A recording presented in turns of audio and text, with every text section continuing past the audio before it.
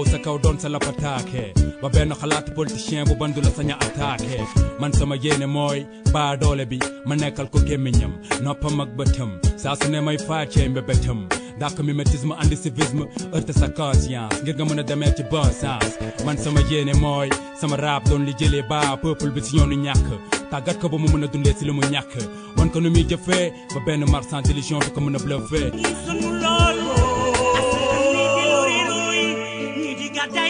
Mesdames, Mesdemoiselles, Messieurs, encore une fois, bonjour et merci de sur votre émission Objection qui a le plaisir de recevoir ce dimanche un économiste hétérodoxe. Il s'appelle Seydou Bokoum. C'est un plaisir de vous accueillir à Objection et merci d'avoir bien voulu accepter notre invitation. Je vous remercie vraiment, Baye Momar, de l'invitation. C'est un plaisir vraiment de partager le plateau avec vous. Plaisir partagé. Alors, les fondamentaux macroéconomiques seront analysés au cours de cette émission pour comprendre où en sommes-nous, quels sont les enjeux réels, quelle est la situation macroéconomique du Sénégal. D'abord, c'est cela la première question. Comment se présente aujourd'hui l'économie sénégalaise? Ok. Sur le plan macro, le pays est stable. Puisque, d'après le cadrage macroéconomique du gouvernement, on va vers une croissance de 5%. Le FMI dit qu'on va faire 3%. Quel que soit alpha. Si un pays fait de la croissance, donc ce pays marche. Donc sur le plan macro, on dit que le pays marche. Mais, c'est là la question. C'est la question. Est-ce que nous mangeons les indicateurs macroéconomiques? Réponse. Nous ne les mangeons pas. Donc, c'est un paradoxe le cas du Sénégal. Ah oui, comment? Les indicateurs macro marchent, mais il y a un problème du point de vue du panier de la ménagère. Okay. Sur le plan micro, ça ne marche pas. Mais comment expliquer cela aux Sénégalais qui nous écoutent, aux Sénégalais lambda? Vous savez, c'est un choix. En économie, c'est un choix, c'est de l'arbitrage. Le gouvernement a choisi de travailler sur des indicateurs macro. Réduire la dette, réduire le déficit, pour vraiment se conformer aux règlements de l'UMOA. Et ces règlements de l'UMOA ne sont pas économiques, ils sont politiques. Donc c'est un choix du gouvernement pour se conformer à la réglementation de l'UMOA de travailler sur des indicateurs macro. Mais pour moi, ce n'était pas la bonne solution. Alors, quelle a été la bonne? Pour moi, la bonne solution, c'était vraiment de travailler sur vraiment l'aspect micro. Le multiplicateur keynésien. L'investissement direct. Investir dans la santé, dans surtout le BTP qu'ils ont stoppé. Construire plus de routes, construire plus d'hôpitaux, construire plus de postes de santé. Mais comment dans un contexte de surendettement? Oui, vous savez, la dette, c'est pas une fin en soi. Le déficit, pour moi, c'est un mythe. Moi, je suis économiste aussi hétérodoxe. Oui. Pour moi, le déficit, c'est un mythe. Mais il faut le rembourser. Ouais, comme tous les pays du monde. Oui. Avec des échéances clairement définies. Ouais, c'est normal. Respecté. Oui. Normal. Le problème, c'est quoi? Oui. Le déficit du gouvernement, c'est le surplus de population. Puisque le gouvernement n'est pas une maison, le gouvernement ne fait pas de bénéfices. Chaque fois que le gouvernement fait un déficit, c'est le surplus de population. Mais dans notre cas, oui, ce déficit, ce sont les sociétés étrangères qui captent ce déficit. C'est ce paradoxe qui fait que... Donc, il faut essayer de voir comment faire d'une façon endogène. Oui, comment corriger. Comment corriger cela. Oui. Je pense que le gouvernement est en train de travailler sur cette voie. Ah. Ouais. Je pense qu'ils sont... La dynamique actuelle est la bonne. Oui, parce que pourquoi la dynamique est sur cette voie? Tous les prêts qu'ils ont fait cette année, ils l'ont fait en monnaie locale. Ils sont allés sur IMOA pour le marché de l'IMOA pour vraiment faire des obligations. Ce qui veut dire que donc ils sont en train de travailler sur une politique endogène. Oui. Et je pense que c'est bout de solution. Alors, sur justement l'endettement toujours, vous avez suivi l'actualité avec les plus de 750 millions de dollars de dettes supposées cachées. Vous avez suivi la réaction du gouvernement. Quelle réponse politique ou technique? Bon, j'avais écrit 2 mois Oui. à l'avance sur ça, Oui, sur les TRS, oui, qu'on appelle le Total Return Swap, que beaucoup de gens pensent que c'est un produit financier. Comme les autres produits financiers, c'est prendre le rendement d'une obligation. Ils ont pris le rendement d'une obligation oui. et ils l'ont monétisé avec du cash. Oui, une dette hors bilan. Hors bilan, ouais, parce que c'est un produit dérivé. Et dans tous les pays du monde, les produits hors dérivés on les met hors bilan. On ne peut pas les calculer à partir de dette.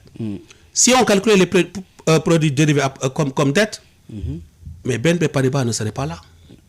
Elle est à 30 000 milliards de produits dérivés. C'est plus que la dette américaine. Est-ce qu'on va calculer ça une dette pour BNP Paribas? Non. Alors pourquoi on va calculer nos TRS pour une dette? Je ne vois pas pourquoi. Et moi je dis que c'est une solution que le gouvernement a trouvée. Parce qu'on est dans l'ingénierie financière. Le gouvernement a un problème de cash. Ils ont des paiements à faire. Ils ont un eurobond à payer. Oui. Et ce eurobond, ils n'ont pas le système de levier. Il ne peut pas emprunter un autre eurobond pour payer ce eurobond. Qu'est-ce qu'il doit faire? Mais trouver une solution pour régler ce problème-là. D'où ils ont opté pour le TRS. C'est un TRS hybride aussi. C'est une première fois, c'est un TRS hybride. Oui. Et je dis que c'est de l'ingénierie financière. Et c'est temporaire. C'est pour un moment aussi qu'il faut que les gens sachent. C'est pour un moment, pour régler un problème ponctuel. Précis. Ouais. Oui. Donc c'est ce qu'ils ont fait. Mais cette trajectoire empruntée par le ministère des Finances est quand même une trajectoire innovante en termes de gestion financière d'un pays en développement comme le nôtre. Ouais, c'est vrai. C'est innovant. Pour moi, c'est innovant. Maintenant, le problème, c'est quoi? Vous savez, c'est entre choisir les TRS ou le eurobond. Quelle est la voie indiquée? Moi, je préfère les TRS. Comme ça a été fait. Ça, c'est été fait. Vous savez une chose? Et tout ce brouhaha-là, c'est le lobbying des eurobonds. Mais, oui. Because c'est le Time Magazine de Londres. Oui. C'est les eurobonds que nous prenons à Londres. Parce que le marché des eurobonds, c'est à Londres. Et c'est maintenant quoi? Les agents de notation. Oui. C'est la même chose. Pour permettre à l'opinion de comprendre, parce qu'il y a des enjeux profonds qui sont voilà. derrière justement ces agitations qui nous viennent de ces agences de notation. Pour retenir quoi en définitive et permettre aux auditeurs de comprendre les enjeux réels. Pourquoi? Qu'est-ce qui peut expliquer cette frénésie des agences de notation sur le Sénégal d'aujourd'hui? Mais parce que le Sénégal fait quelque chose d'innovant. Il a pris de la monnaie locale et il l'a transformée en devise. Et si nous prenons plus de devises, si on arrive les eurobonds, on n'en a plus besoin. Et d'habitude, c'est le contraire. C'est le contraire que nous faisons. Maintenant qu'ils ont vu cela, il y a ce brouhaha, tout le monde en parle, mais au fond, ils ont toujours fait cela. Le Sénégal a contourné des intérêts. Voilà, ils sont les leurs. Merci. Oui, finalement. Finalement, tu sais une chose, Oui. c'est une guerre de communication. Il faut comprendre réellement. Réellement, c'est une guerre de se joue présentement. Voilà, voilà. Mieux appréhender les questions de l'heure. Voilà. C'est seulement ça. Et voilà, regarde, automatiquement que Time Magazine a sorti son article, S&P descend notre note. Ouais. Et tu vois ce que je veux dire? Mais c'est en quelque chose, c'est les 5 doigts d'une seule main. Les fonds d'investissement, les agences de notation. Comment dirais-je, comment dirais-je, le FMI, la banque, tout le monde, c'est vraiment un cercle qui veut une seule chose. Qu'on nous empruntons en monnaie étrangère. Tant que nous empruntons en monnaie étrangère, nous serons à leur merci. Pour comprendre mieux, en tout cas, la problématique d'aujourd'hui, par rapport justement à ces agences de notation et à la trajectoire du moins choisie par le Sénégal, dans le cadre, tout ça s'explique dans le cadre de la soutenabilité de la dette. Merci. Mais en réalité, qu'est-ce qu'une dette publique, c'est de beaucoup? Voilà, une dette, c'est le déficit de chaque année. Le Sénégal a un budget. Ce qu'il a sur taxes, dons et dividendes. Le reste, s'il ne l'a pas, c'est un déficit. Qu'est-ce qu'il fait? Il va l'emprunter. Maintenant, chaque année, nous empruntons, c'est une dette. Et à la fin de chaque année, la dette augmente, comme tous les pays du monde. Et cette dette ne sera jamais payée. Aucun pays au monde n'a payé sa dette. En définitive. En définitive, c'est comme ça. Alors, si cette dette est avérée, c'est le cas, quelles sont les conséquences immédiates? Voilà. Et vous savez une chose, la seule chose qui fait problème une dette, quand elle est en monnaie étrangère. Quand une dette est en monnaie étrangère, ça pose problème. Puisque la BCEAO ne fabrique pas de monnaie étrangère. Malheureusement. Donc, il faut que nous faisons. Qu'est-ce que nous faisons? Notre balance commerciale, nous vendons des choses à l'étranger, nous avons des devises ou nous empruntons pour pouvoir payer notre dette en monnaie étrangère. Mais si la dette est en monnaie locale, mais c'est la BCEAO qui fabrique les CFA. Oui. Et que dire du déficit budgétaire alors? Voilà. Normalement, si c'était un pays sérieux, le déficit budgétaire devait être financé par la Banque centrale. C'est pas le cas. C'est pas le cas. Le déficit budgétaire devait être financé par la Banque centrale. Et même le budget, dans certains cas, le budget doit être financé par la Banque centrale. Et qu'en est-il alors du ratio dette PIB? Voilà. Bon. Et ça aussi, il faut que nous faisons un peu attention. Oui. Ça vient d'un politicien, Laurent Fabius. Ce 3%-là. Le rapport. De dette, ça vient de lui. Mais il y avait un justificatif. Parce que la France était, du temps, quand ils sont venus au pouvoir, ils avaient un budget de 3 000 euros, francs français. Et ils avaient un déficit de 100 milliards de francs français. Ils ont calculé ces 3%. Il a dit 3%. Trinité, ça passe. Le déficit de la France, c'est 3%. Et c'est parti. Oui. Mais ramener à notre pays. Il n'y a pas d'indicateur qui dit que c'est ça. Le déficit doit être ça. Il n'y en a pas. Il n'y a pas d'étude. Je dis, il n'y a pas d'étude au monde qui dit que le déficit, ça ne doit pas dépasser tel seuil. Il n'y en a pas. Donc le ratio dette PIB. Oui. Tu sais, en quelle sorte, même le ratio dette PIB. Oui. De notre pays. De notre pays là. Oui. Cela ne veut absolument rien dire. Regarde une chose. On dit notre ratio dette PIB, la dette du Sénégal est à 132%. Oui. Quelques jours après, on a fait le rebasing. On dit que maintenant c'est descendu à 99%. Oui. Comment ça se fait? C'est seulement des chiffres qu'on nous donne. Donc, qu'est-ce qui s'est passé? Le PIB a été mal calculé. Maintenant, il faut que chaque année, nous recalculions le PIB. Et une chose que les gens... Le problème, on ne peut pas mesurer un stock avec un flux. Voilà. Mais son rapport avec le PIB, la question n'est pas tranchée jusqu'à présent. Mais parce qu'on ne peut pas le faire. Mais les gens, ils prennent ces indicateurs comme indicateurs. Le PIB, c'est un flux. Oui. Là, c'est un stock. Comment peux-tu mesurer ces choses-là? Regarde. Oui. Pour simple. Tu as un salaire que tu perçois par mois, disons 1 million. Tu as une voiture que tu as achetée à crédit, un prêt de 10 millions. Maintenant, poto, calculer ton flux, ton salaire d'une année par rapport à ta voiture. Regarde, j'achète un 4x4 à 45 millions. Oui. Je perçois un salaire de 1,5 million. À la fin de l'année, j'ai 15 millions de salaire, disons. Ma voiture coûte 45 millions. Si on fait le rapport, qu'est-ce qu'on va dire? Ma dette est 300 fois plus fort que mon PIB. Oui. Or, parce que mon salaire, c'est un flux, La dette, c'est un stock. Et je ne le paye pas de la même façon. Alors, comparer ces deux choses-là, c'est pas compatible. c'est pas compatible. Seuls les économistes orthodoxes le font. Dans quel intérêt? Oui, mais parce que pour quel objectif? pour monopoliser le monde, c'est comme ils ont toujours fait. Dans ce cas d'espèce, Seydou Bokoum, comment est-ce que cela peut affecter une telle situation? Vous avez parlé dans un premier temps de déficit budgétaire, vous avez parlé ensuite du rapport entre dette et PIB, le ratio.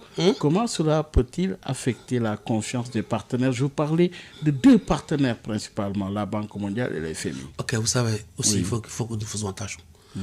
La Banque mondiale et le FMI, ce n'est pas quelque chose dont on a besoin.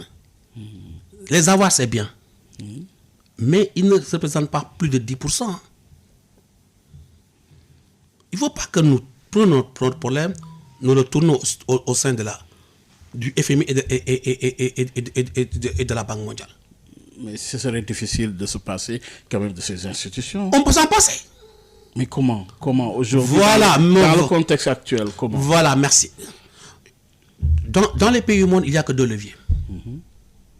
La fiscalité et la création monétaire. Oui. Nous avons que ce levier. La fiscalité. Donc, on a passé de ce levier de la création monétaire. Alors, moi, ma question est comment? Dans une zone comme l'UMOA, qui a plus de 200 millions de tonnes d'or, je dis 200 millions. 200 tonnes d'or, du moins. 200 tonnes d'or. 200 tonnes d'or. 72 millions de barils de pétrole. UMOA. Le Sénégal fait 36 millions chaque année. Le Niger, 20 millions. La Côte d'Ivoire, 16 millions. Ça fait 72 millions de barils de pétrole. Dans l'espace UMOA. Dans l'espace UMOA. Tu as une banque centrale qui est excédentaire. Et le Sénégal a des problèmes de monnaie, de devises. Comment l'expliquer? Mais il n'y a pas d'explication. Paradoxe. Et alors, on veut nous faire croire au FMI, aux banques mondiales. Mais le problème, c'est que les intellectuels, ils savent ce qui se passe. Comment contourner? Mais simple, il faut que le leadership... Il faut une volonté politique forte. Dire, ok, la France, on n'a pas de problème avec la parité. Mais il faut que maintenant, ça soit donnant. Le levier monétaire, on va l'apprendre. Tout ce que notre monnaie peut acheter, on ne va plus l'emprunter. Mais dans une telle situation, Seydou Bokoum, économiste, il a été beaucoup question de paiement par défaut de notre pays. Que le Sénégal a contracté cette dette pour éviter le paiement par défaut. Financial Times. Est-ce vrai? Il n'y a pas de dette cachée. Il n'y a pas de dette cachée sur les TRS. Le paiement par défaut, le Sénégal, les gens pensaient que le Sénégal n'aura pas d'argent pour payer. Alors le Sénégal a payé. Le Sénégal n'a jamais fait défaut de paiement. Le Sénégal a-t-il été exposé à ce point? Plus ou moins, parce que vous savez une chose. Et un problème majeur se pose aussi. Oui. Mais le franc CFA est garanti par le franc français. Oui. Et si le Sénégal fait défaut de paiement, c'est que dire, à quoi sert nous cette garantie maintenant? Mais alors, pourquoi donc les pays de l'UMOA sont au sein de la BCEAO? Mais ce sont des questions que nous devons se poser. À quoi nous sert donc cette garantie pour que les sociétés françaises puissent rapatrier leur argent? Finalement, tout est dans cette volonté de prendre en main ses propres destinées, notamment cette souveraineté économique tant convoitée et qui fait débat aujourd'hui. Là est toute la problématique, pour ne pas dire la question. Voilà. Comment l'expliquer aujourd'hui? Le problème, c'est que il faut que les gens prennent leurs responsabilités. On en est là. On est en l'air. Parce que tu sais une chose, le jour où on arrivera, où vraiment le problème sera tellement corsé qu'on n'a pas assez de devises, mais les gens vont prendre leurs responsabilités. Ils seront dos au mur. Parce que le problème, c'est que tous ces problèmes qu'ils disent que nous avons, nous ne les avons pas. Vous savez, j'ai même oublié. Mais cacao, coton, phosphate. Tout ça, la zone UMOA, là. Et un pays de la zone UMOA a des problèmes de devises. Et vous avez la BCEAO, mais ça pose problème. Et on nous dit d'aller voir le FMI. C'est comme si tu avais ta maison, Oui. tu as ton robinet chez toi, avec de l'eau. On ferme le robinet de chez toi, on te dit va chez le voisin pour prendre de l'eau. Problème. Mais c'est ça le problème.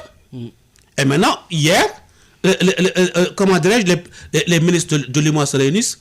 Qu'est-ce qu'ils ont dit? Ils disent, ouais, on va permettre aux gens d'avoir des comptes. Les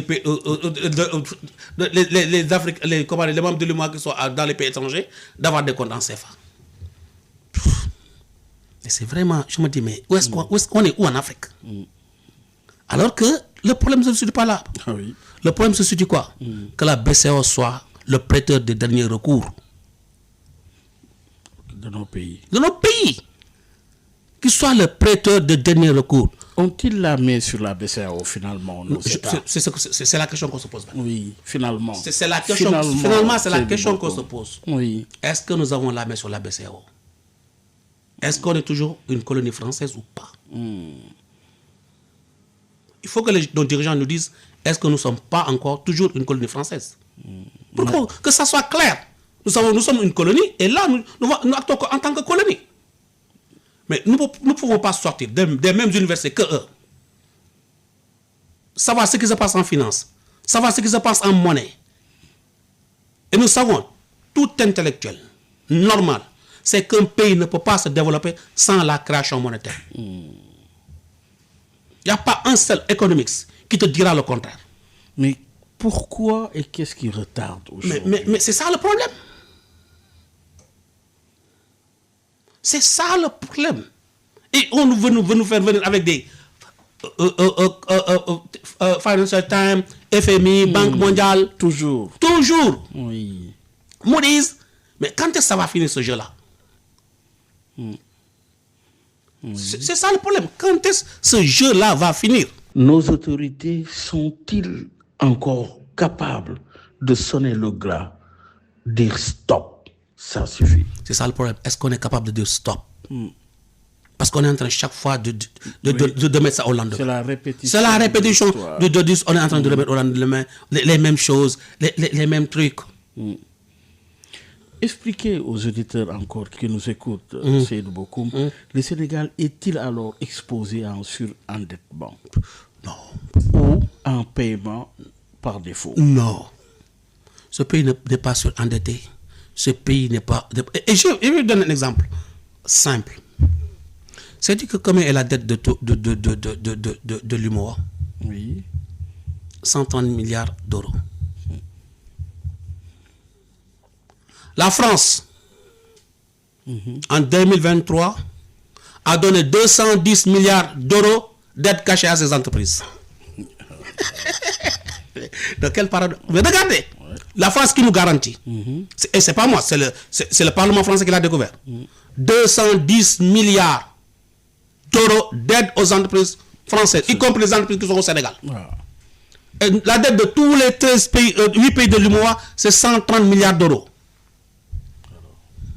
Alors, peut-on parler de surendettement ou d'endettement? Il faut que soyons sérieux. Soyons vraiment sérieux, quoi. Alors, expliquez-nous aujourd'hui quels sont les principaux facteurs. Quels sont les principaux facteurs de vulnérabilité alors? Bon, il faut qu'on règle le plus grand problème. C'est la pauvreté. Oui. Je pensais au taux d'intérêt. Au taux d'intérêt? Oui. Oh, vous savez,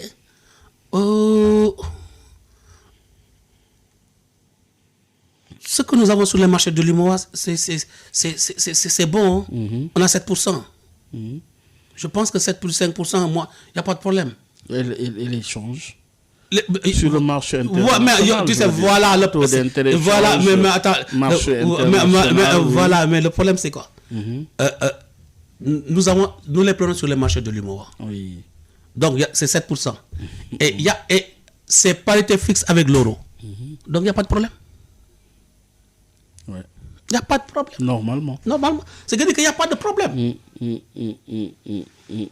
Alors, parlons maintenant de la trajectoire, budgétaire du Sénégal. Comment percevez-vous cette trajectoire? Est-elle bonne ou relativement, ou quelle réponse? Ils ont un budget qui est ambitieux, mais bon, pour moi, c'est pas très, très, très ambitieux.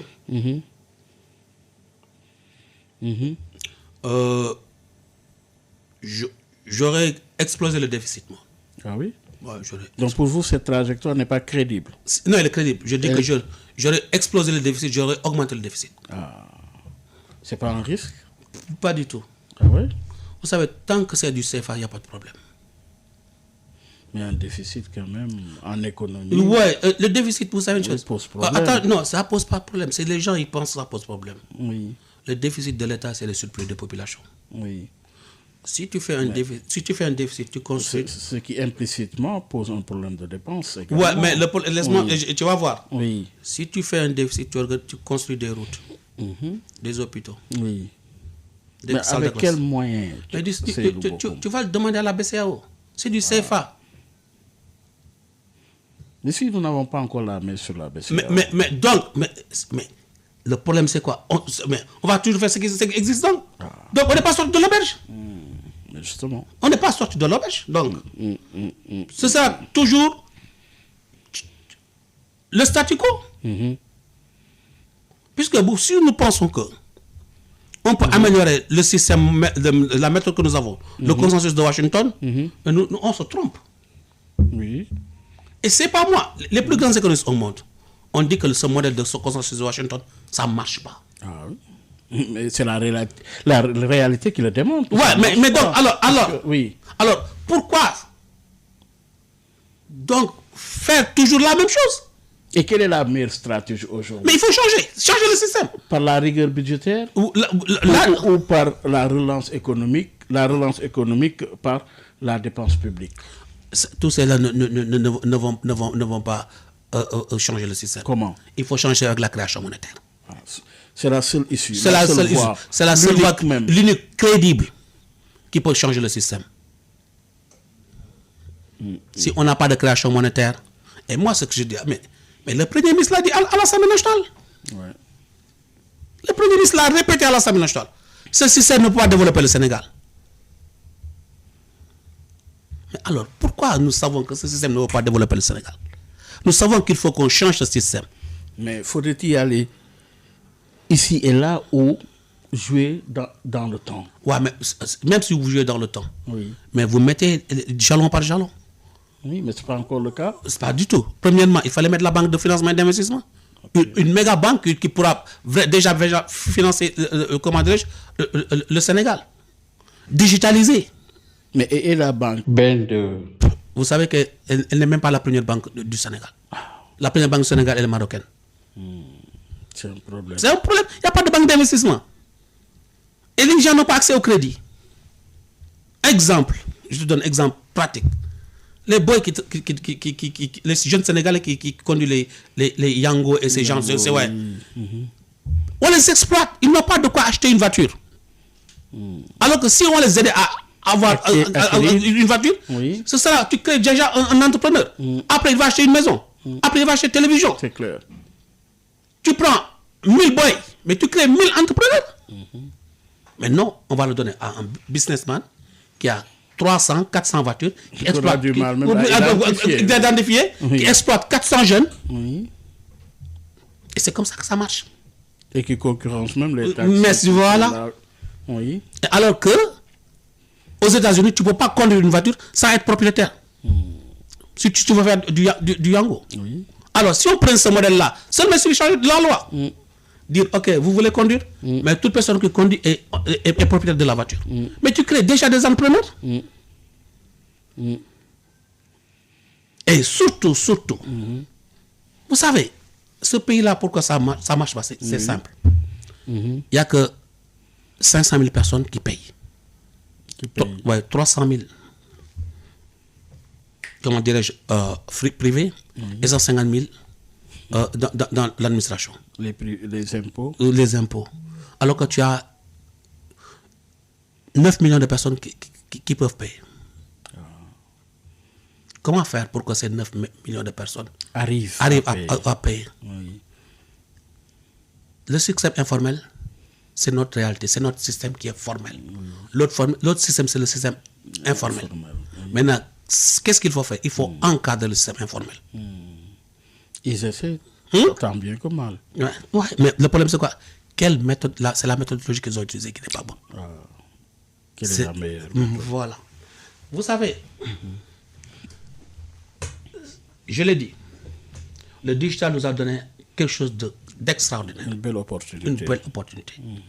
Mais nous l'avons donné au FinTech. Regardez ce qu'a réussi Wave et Orange. Si la Poste l'avait réussi. Ah oui. Ouais, cette grosse perte pour le Sénégal. Et la Poste avait Poste Cash. Mais vous savez, Wave a réussi une chose en 4 ans dans ce pays. 4 ans. Ou 5 ans. Ouais. L'économie du pays, maintenant, c'est tout le secteur informel. Ils pouvaient taxer et prendre un franc ici, 2 francs ici, les mettre dans le compte du gouvernement facilement. Et ce n'est pas trop tard aussi pour le faire. Il suffit seulement de savoir comment le faire. Ils sont en train de faire 1 million d'aides pour les bourses familiales. Mais pourquoi ne pas le loger à la Poste? L'application est à la Poste. C'est la Poste qui paye. Tu as déjà 1 million de clients. Ouais. Même si c'est nous dans nous. C'est nous dans nous. Oui. Et tu prends les tchak-tchak. Tu les affilies à la Poste. Ils sont chargés de la livraison. Ouais. Tu crées déjà des employés. Même les vendeurs d'eau. On peut les affilier à la Poste. Le problème du Sénégal, c'est quoi? L'organisation. Merci. Et la planification. Merci. Et tant qu'on n'a pas ces deux choses-là, ce pays-là, on sera toujours là à parler de midi à 14h. Oui, alors, pour rappeler à nos auditeurs que vous suivez votre émission Objection, que ce soit Seydou Bokoum, il est économiste hétérodoxe. Seydou Bokoum, venons-en à la signature souveraine d'un pays. Ouais. C'est pour comparer avec les agences de notation aujourd'hui. Dans le cadre justement de cette signature souveraine aujourd'hui, avec l'agitation des agences de notation, est-ce qu'aujourd'hui la perspective, elle est heureuse pour le Sénégal? Moi, je suis très heureuse. Pour moi, ces agences, c'est du bluff. On a besoin des agences de chocolat pour avoir des eurobonds. C'est clair. Mais on s'en passe des eurobonds. Vous savez une chose? Une dette en monnaie étrangère, c'est très grave. Un pays ne doit pas avoir une dette en monnaie étrangère. Et alors pourquoi ces agences sont-ils influentes pour le Sénégal? Mais parce que ces genres de notation. Mais parce que parce que c'est le choix. De qui? Des bailleurs de fonds. Ils te disent, ok, tu veux qu'on te prête. Hein? Il faut que ces gens-là disent que tu es bien ou pas. Et maintenant, tu souscris, tu as des contrats avec ces agences. Mais quel enjeu pour le Sénégal? Quand je parle d'enjeu, je fais allusion aujourd'hui à la perception que le Sénégal donne justement. Ouais, mais à qui? Aux agences, aux investissements? Oui, aux investisseurs. Oh, je vais dire deux choses. C'est pas une belle image. Est-ce qu'on a besoin d'image? Est-ce qu'on a besoin d'image? Oui. Ce pays-là Oui. a de l'or, du pétrole, du gaz, du phosphate et du zircon. Et du zircon.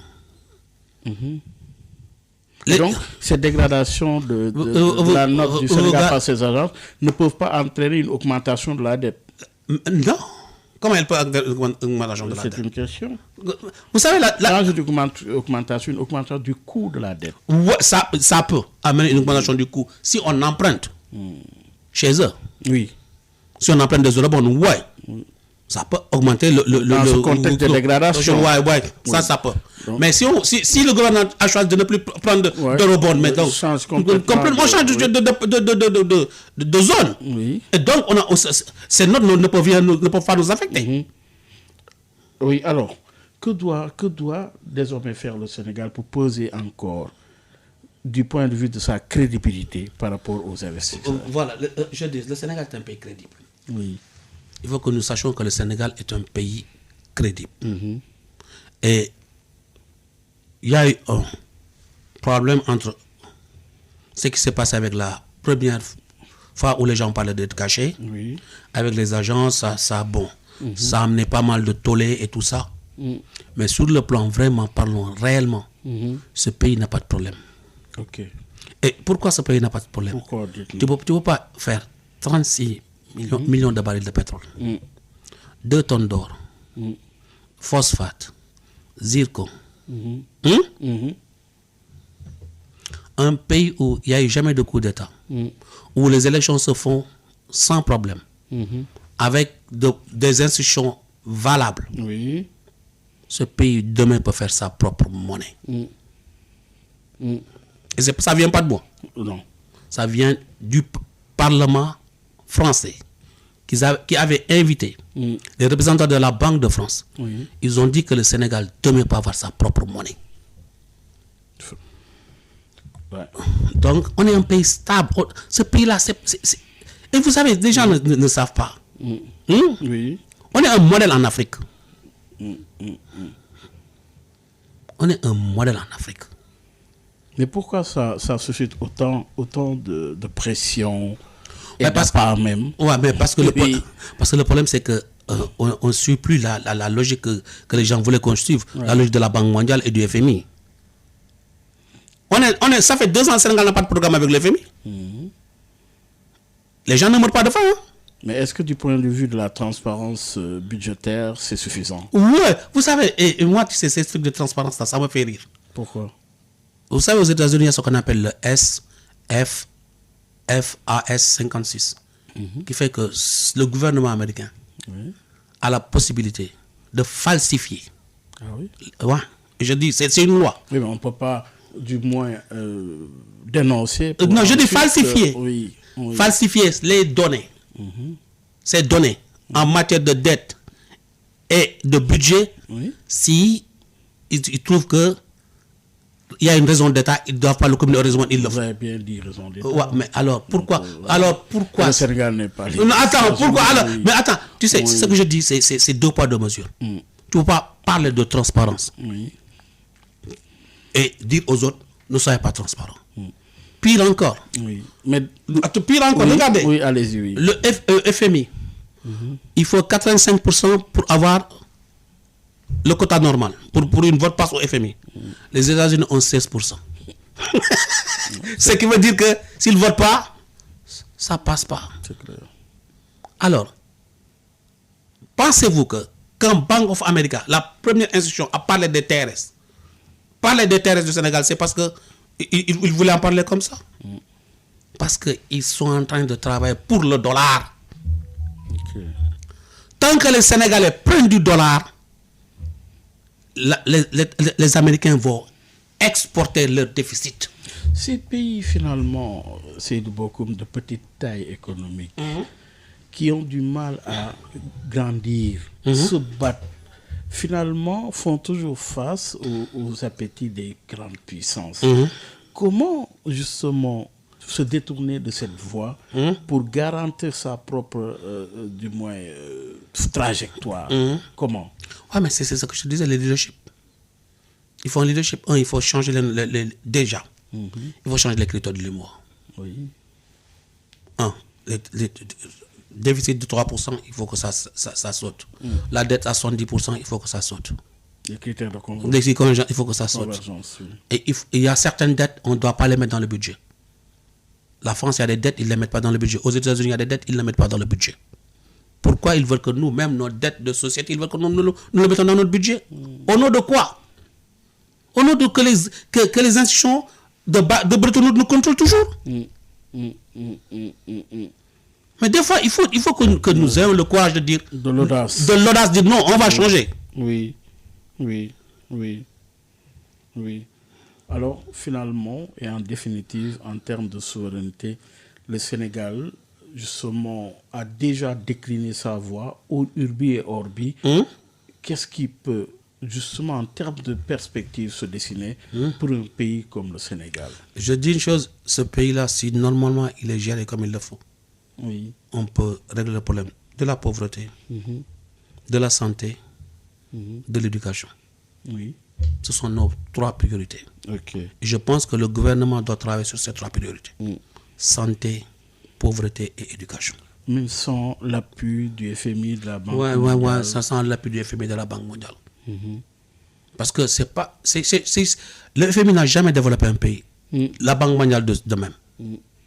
Et la grande quête, le grand combat, ça a toujours été cette notion de souveraineté économique qui devient un idéal. Alors comment y arriver finalement? Simple. Il faut que nous prenions nos responsabilités. Ouais. Il faut que... moi, je répète les mêmes mots du Premier ministre. Ce système ne nous permet pas de nous développer. Mais alors, pourquoi on insiste dans un système qui ne nous permet pas de nous développer? Moi, je n'arrive pas à comprendre. Tout le monde sait que ce système ne nous permet pas de nous développer. Ouais. Alors, pourquoi voulons-nous vraiment faire la même chose chaque fois? Il est temps d'agir. Il est temps d'agir. Il est temps de dire maintenant, on va changer. Et surtout, De régler... prendre son destin en main. Voilà, de prendre son destin en main. Et dire que maintenant, on va changer le système. Quel que soit Alpha, tout ce qui peut nous arriver, nous acceptons. Mais il faut qu'on change cela. C'est-à-dire prendre son destin et l'assumer. Et l'assumer, oui. Seydou Bokoum est l'invité d'objection que vous êtes en train de suivre. Oui, maintenant, dans la dernière partie de l'émission, la fête de l'indépendance. Que représente Seydou Bokoum la célébration de la fête de l'indépendance sur le plan économique? Ok, c'est vrai que sur le plan économique, c'est bon quand tu sais qu'il y a beaucoup de choses qui vont être investies lors de la fête de l'indépendance. On va acheter des tenues, on va acheter, comment dirais-je, on va dépenser de l'argent. Et chaque fois qu'il y a dépense, il y a une chaîne. Il y a une chaîne qui fait que l'argent circule. Vous savez, c'est le même cas, le Magal de Touba et le Magal de Tivaouane. Si on arrive à avoir des fêtes comme le Magal de Touba, le Magal de Tivaouane, chaque 3 mois, ça va permettre à l'économie vraiment de... Puisque les gens, ils comprennent pas. L'économie, c'est seulement le fait que l'argent circule. Puisque la dépense d'une personne, c'est le salaire d'une autre personne. Et donc, il faut considérer cette fête comme un investissement. Voilà. Parce que dépense, chaque fois, quand on dépense quelque chose, c'est quelqu'un qui va recevoir un salaire à partir de Et l'image du pays, une attractivité, voilà. oui. Donc, c'est quelque chose de bon. Et surtout, le fait qu'ils l'ont amené à Thiès, ça peut changer pas mal de choses. Demain, ils iront dans notre région. Et c'est comme ça, ils pourront La rotation. La rotation. Et je pense que c'est une Et très bonne... peut-on parler finalement de fête d'indépendance sans souveraineté économique? Sans souveraineté. Bon, vous savez, est-ce que... Bon, on est indépendant sur les papiers. Oui. Mais la souveraineté économique, il faut que nous essayons de l'avoir. Je ne me parlais pas... On ne peut pas avoir une souveraineté économique totale, c'est pas possible. C'est clair. Ça, même, c'est pas possible. Il n'y a aucun pays de là. Parce qu'on vit dans un monde globalisé. Oui. Mais on n'a pas la possibilité. Tout ce que peut acheter notre argent, nous ne pouvons pas l'acheter. C'est là où se trouve le problème. Et où en est le Sénégal en termes d'autonomie financière? On n'est pas autonome financièrement. Parce qu'on n'a pas de banque centrale. Toujours. Le problème, un pays, il doit avoir une banque centrale. Et une banque centrale qui travaille avec le ministère des Finances. Qui dit, vous avez besoin d'État, on vous prête. Vous dépensez. Après, vous allez collecter des taxes pour payer. Le Sénégal n'est pas encore économiquement indépendant pour vous. Il Pas du dépend toujours justement des financements extérieurs. Et surtout aussi, on ne peut pas vivre de taxes. On ne peut pas toujours vivre de taxes. Pour moi, les taxes, c'est pour les communes. L'État doit avoir sa création monétaire. Parce que l'État a le monopole de la violence légale. Quand il y a violence, l'État envoie ces gens, des personnes pour qu'ils règlent. Le problème est, c'est réglé. Ce même État doit avoir le monopole de la création monétaire légale. S'il y a un forage dont l'État a besoin, l'État envoie de l'argent et on fait. Le forage est fait. Si on a besoin d'un hôpital, c'est la même chose. Parce que cette création monétaire, l'État l'a donnée aux banques commerciales. Alors, le Sénégal est-il sur une bonne trajectoire financière? Bon, plus ou moins, parce qu'ils sont en train de faire de l'ingénierie financière pour régler les problèmes de la dette. Donc, ils font avec ce qu'ils ont. On ne peut pas leur dire qu'ils ne font rien. Ils sont en train de faire ce qu'ils doivent faire par rapport à ce qu'ils ont. Mais, c'est comme je te dirais, avoir chez toi de l'eau, ton robinet, tu fermes ton robinet et tu vas à côté pour demander de l'eau. Dette ou croissance, quel est le véritable dilemme pour le Sénégal d'aujourd'hui? Dette ou croissance? Oui. Ok. Tu sais, c'est deux choses qui sont liées. Vous savez, si les gens ne savent pas, sans dette, il n'y a pas de croissance. Sans investissement, je dirais. Sans investissement, il n'y a pas de croissance. Et l'argent qu'on vous donne, 90%, il est emprunté. Que ce soit une société, que ce soit une maison, que ce soit un État. Donc, on a besoin d'emprunter pour investir. Et quand on investit, on crée de la croissance. Donc, ça, s'il n'y a pas d'investissement, mais il n'y a pas de croissance.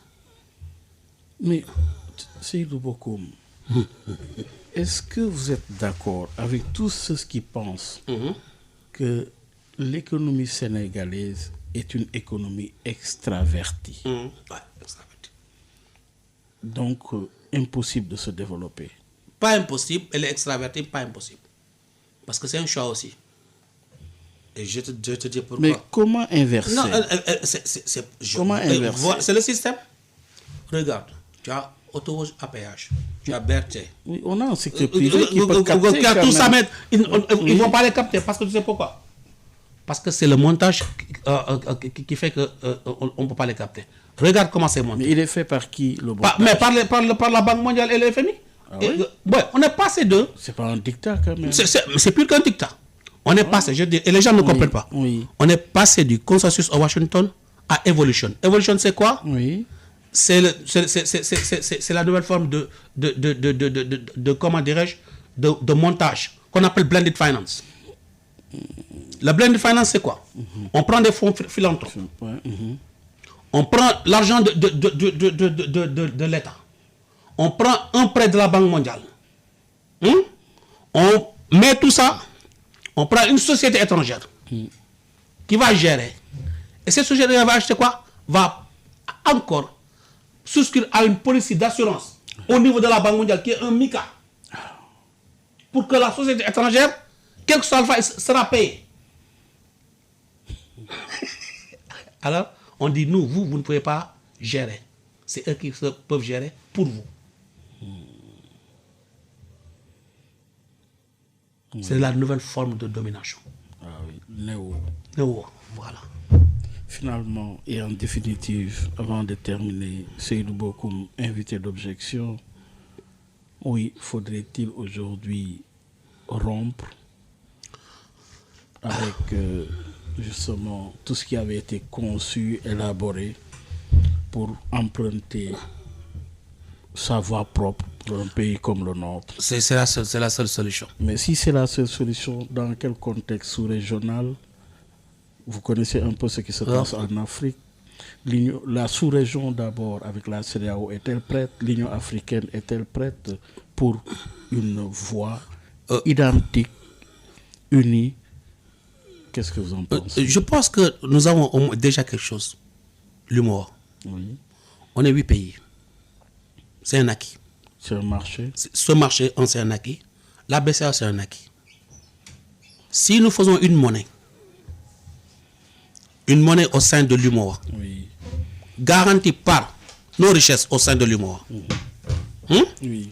Moi, je n'ai pas de problème que même que cette monnaie soit pareille à l'euro, mais qui nous permet à chaque pays d'avoir la possibilité de faire sa politique monétaire et de faire sa création monétaire. Son autonomie financière, comme dans le cadre de l'Union européenne, de l'euro. Oui. La Banque de France peut faire tout ce qu'elle veut. Que la Banque du Sénégal peut faire ce qu'elle veut pour le Sénégal. Tout en étant contrôlée par la BCEAO. Il faut que nous ayons ce levier-là. Et surtout que nous sortons de ce levier qu'il nous faut 20% d'euros pour pouvoir faire de la création monétaire. Il faut que ça saute. Mais l'Union, elle est là. Regardez tout ce que nous pouvons faire avec l'Union. Ah oui. Mais regarde, si notre Union là, mais c'est une grande force. Les pays qui en ont plus pourront aider les pays qui en ont moins.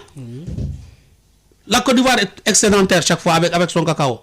Il pourra des fois aider le Sénégal. Le Sénégal, 2 mois, 1 mois en année, il était excédentaire. Notre balance commerciale était excédentaire. On avait plus de 100 milliards. On pourra aider un autre pays comme le Bénin, ainsi de suite. Vice-versa. Vice-versa. On n'aura plus besoin d'emprunter. On a un marché commun. Comment et tout ça? Oui. Et on pourra aussi même, la BCA pourra au moins développer des projets au sein de l'Union.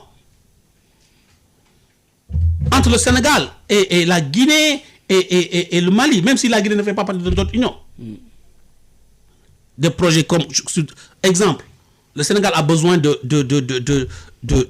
régler son problème avec, comment dirais-je, Kayar profond. Oui. Mais la BCA pourrait prendre ce projet-là. L'aider comme l'a fait la Banque centrale du Japon. Oui. Oui. Et ce serait quelque chose qui pourrait vraiment régler pas mal de problèmes. Alors pourquoi vous allez jusqu'au FMI ou des bailleurs ou des investisseurs étrangers? Mais à quoi sert cette BCAO donc? Il était question pour ce dimanche de comprendre les véritables enjeux autour de cette frénésie qu'ont les agences de notation sur des pays comme les nôtres qui cherchent tant bien que mal à prendre leur propre autonomie, à se développer sans pourtant crier égard. Il était question effectivement et ensuite de permettre à l'opinion de comprendre pourquoi toutes ces agitations. Ça a été le prétexte de cette invitation à notre cher économiste hétérodoxe Seydou Bokoum pour comprendre, permettre de comprendre, expliquer. La bataille, elle est encore médiatique. Ouais, c'est vrai. La bataille, elle a toujours été médiatique. Et c'est vrai que la bataille était toujours médiatique. Et ils n'ont pas en avance sur nous. C'est la bataille de communication. Voilà, finalement. c'est ça. Cette bataille, elle est médiatique, mais elle est surtout de communication. C'est seulement, Oui. et c'est seulement ça. Et quelles mesures recommanderiez-vous à des États comme le Sénégal, justement, dans un contexte de surendettement, mais dans un contexte aussi de recherche d'investissement, mais aussi dans un contexte de souveraineté? De prendre la responsabilité et de communiquer aux Sénégalais. De leur parler dans la langue que nous comprenons le plus. De leur dire c'est ça la réalité, c'est ce qu'on va faire. Puisque vous savez, on est dans un pays où les gens comprennent. Et on a dans un pays où il y a trop d'intellectuels.